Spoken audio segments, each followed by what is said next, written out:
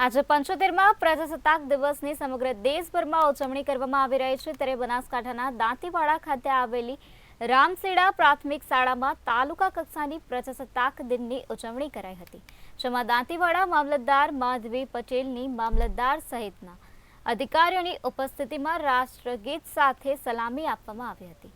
શાળાના બાળકો વિવિધ કરતબો કરી રાષ્ટ્રભક્તિના રંગે રંગાયા હતા, જેને નિહાળવા માટે બનાસકાંઠા વાસીઓ શાળાએ પહોંચ્યા હતા।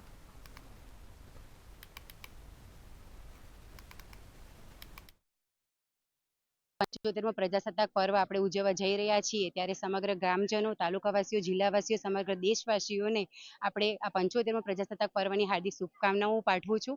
આજરોજ રામસેડા છાપરા પ્રાથમિક શાળા તાલુકો દાંતીવાડા મુકામે આપણે પ્રજાસત્તાક પર્વની ઉજવણી આજે કરવામાં આવી છે। ખૂબ જ મોટી સંખ્યામાં ગ્રામજનો લોકો અહીંયા હાજર રહ્યા છે અને ખૂબ જ સરસ મજાનો કાર્યક્રમ આપણે આજે